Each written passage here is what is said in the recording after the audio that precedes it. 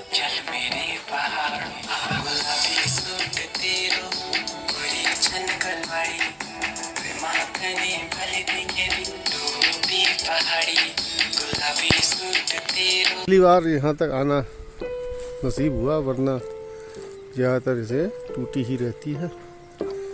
ये देखिए यहाँ से परिदृश्य, और ये बहुत दूर से घास ला रही हैं गाय के लिए, अपनी थल तक ले जाएंगी उसको। गाय ठीक सर। नमस्कार, ठीक ठाक। और नाना तीना सब ठीक? नान तीना सब ठीक छन। मैं 3 दिन आ गई। So she will carry it all the way from Gadera to Thal. She has a cow to get fresh milk. तो आनंद में है अपना, गाय भी आनंद में होगी, हरी हरी घास खाएगी। ले जा रही हैं aunty.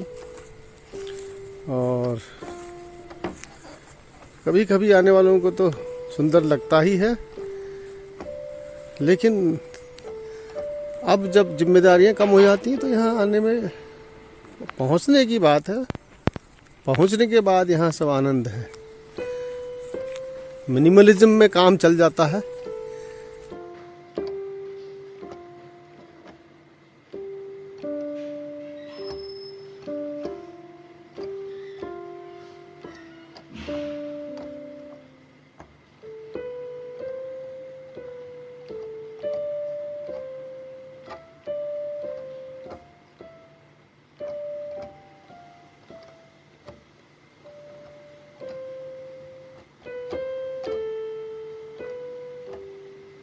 Half truck can come here, 1 tonner, cheap truck actually. So it avoids the labor on head load, gives employment to people. यहाँ भी सुविधा है, किराए पर बिस्तरा मिल जाता है।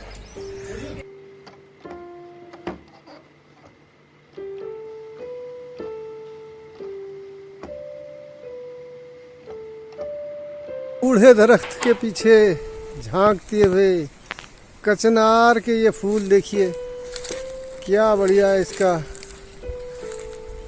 स्वाद है, इसके रायता या सब्जी का, इसके कोंपलों का नहीं, कलियों का। तो ये जो लाल वाला फूल आप देख रहे हैं सेमल है। ये फिर से यहाँ से क्या दृश्य है, कहाँ शहरों में लोग कंक्रीट के जंगलों में बस जाते हैं। यहाँ देखिए ये वृक्ष भी बूढ़ा हो चला है, अपना सर्वस्व अर्पण करने के बाद अब ये ईंधन के तौर पे इसका इस्तेमाल किया। जो एंड में आज साफ नहीं है मौसम, वरना पिथौरागढ़ का दिखाई देता है यहाँ से पहाड़। वो पुण्य सलीला रामगंगा नदी का निर्मल पानी बह रहा है, और ये चारों तरफ दरख्त हैं चीड़ के। वाह, बीच बीच में आपको कटे हुए ठूंठ भी दिखाई दे रहे होंगे। संसार ऐसे ही चलता है, कुछ लोग पेड़ लगाते हैं, कुछ जो है फ्री राइडर होते हैं, उनको ज़रूरत पड़ने पर वो पेड़ काट लेते हैं। ये भी नहीं कि थोड़ी तहजीब से वैज्ञानिक तरीके से काटें, लेकिन जड़ से ही काट के ले जाते हैं।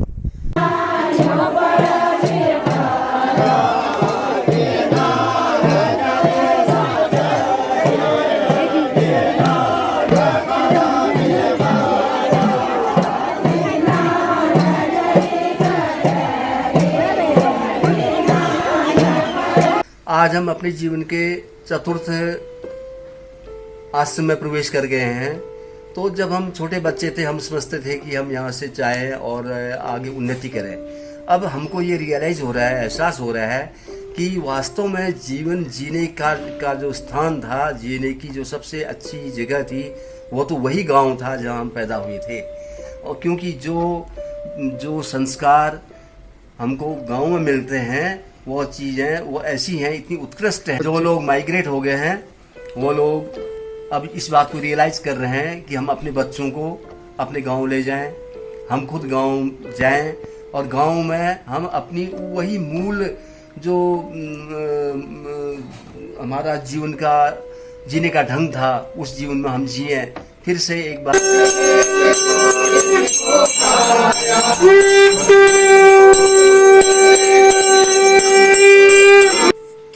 और ये बच्चे लोग श्रमदान करते हुए, ये भी एक बहुत ज़रूरी कार्यक्रम है अबंडेंट घरों का। जब आते हैं तो साफ सफाई करके जाना भी, ये भी अपने आप में एक बहुत पुण्य का काम है। ये मनसा जी हैं, नन्नू इनका नाम है, अपनी हिस्से का श्रमदान कर रही हैं। वो भारत हैं, वो भास्कर हैं। और ये घर जो है अबंडन कोई रहता नहीं इसमें, कभी फिर भी आए हैं तो हो जाएंगे। ये भी टूटा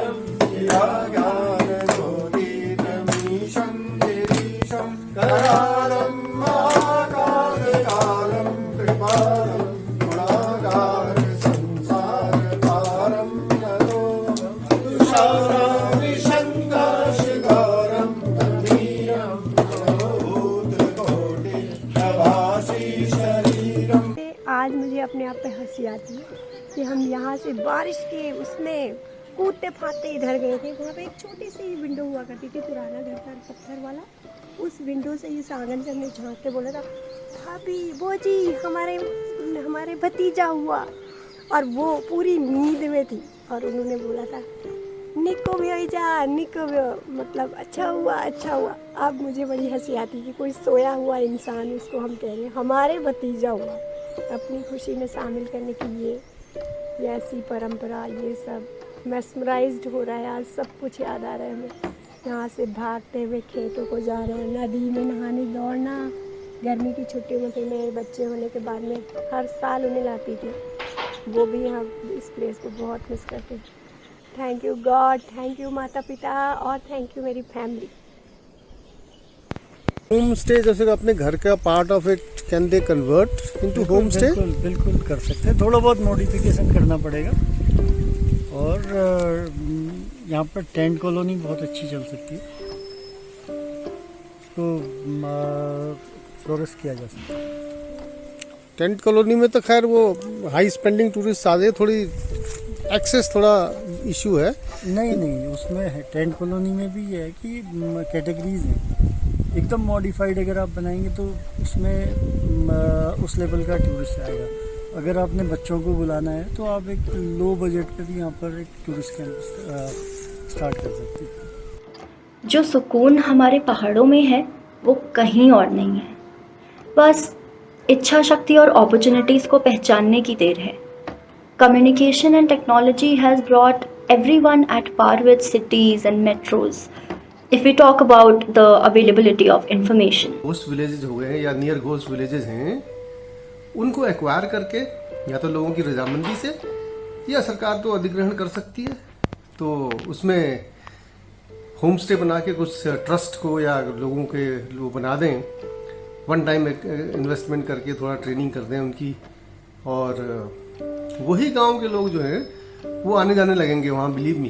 क्योंकि हमारे यहाँ क्या होता है, उत्तराखंड जैसी जगहों पे लोगों के फैमिली गॉड्स होते हैं, तो पूजा के लिए ज़रूर हर कोई जाना चाहता है।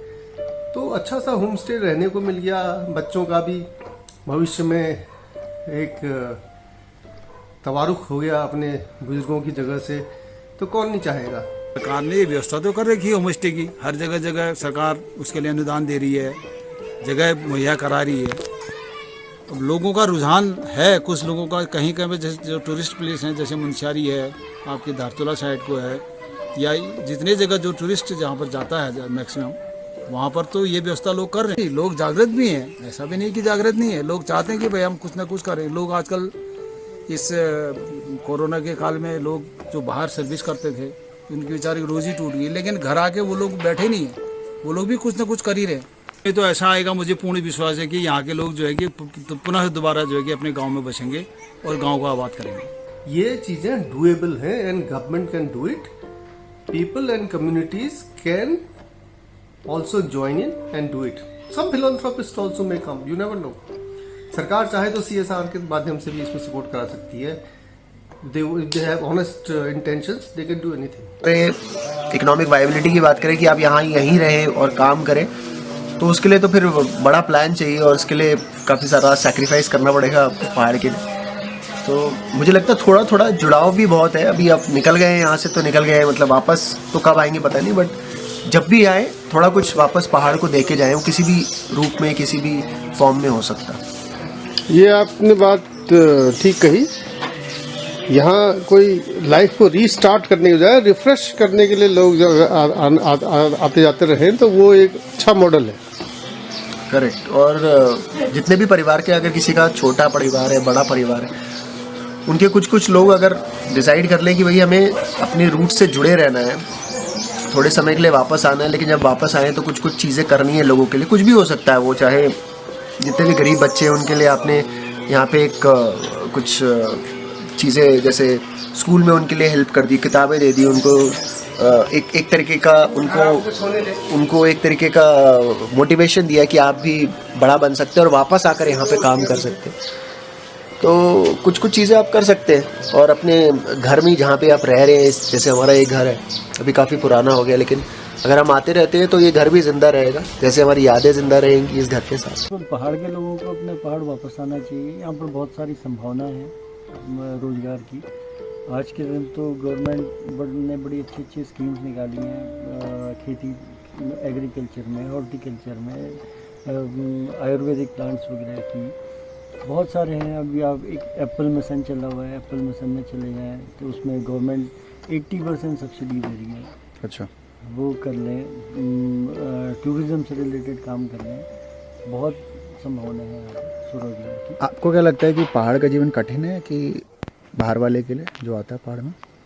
नहीं, अब तो बहुत आसान हो गया. हर जगह रोड बन गई है. बिजली, पानी, सड़क, साफ सफाई और रोज़गार, बस इतना मुहैया करा दे सरकार, फिर देखिए असर एक बार. अब ये धारणा सी बन गई है कि सब सरकार करेगी. ये तो अकर्मण्य लोगों की मानसिकता है. यह आवश्यक है कि हम स्वयं पहल करें और दृढ़ संकल्प व इच्छा शक्ति से प्रयास करें. सहभागिता जरूरी है, हमारी, सरकार की और आप सबकी. अगर हम अपॉर्चुनिटीज़ की बात करें तो स्वरोज़गार यानी self employment is a very happening thing these days. इसके बहुत सारे फ़ायदे हैं और उतने चैलेंजेस भी हैं. But at the end of the day the pros dominate the cons. If policy makers decide on some solid consolidations in this realm, then marketing and business will develop very well.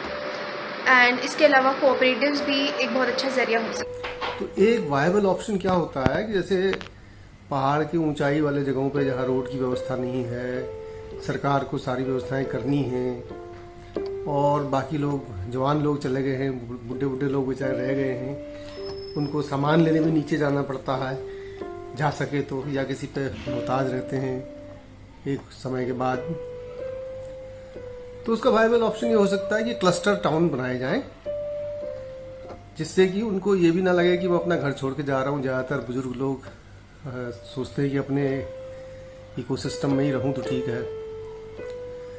तो cluster town में यही होता है कि उसमें आप या तो उनकी ज़मीन के बदले उनको घर दे दो या लीज पे दे दो. और इसका एक मतलब ये भी हुआ कि जहाँ जहाँ ऊंचाई के गांवों को आपने शिफ्ट किया है लोगों को, वहाँ या तो आप कोई प्राइवेट सेक्टर वाले को मिलके या किसी और व्यवस्था में पीपीपी में कोई रिजॉर्ट बना लें, कोई एडवेंचर ट्रेल बना लें, होम स्टे बना लें, कुछ भी कर लें.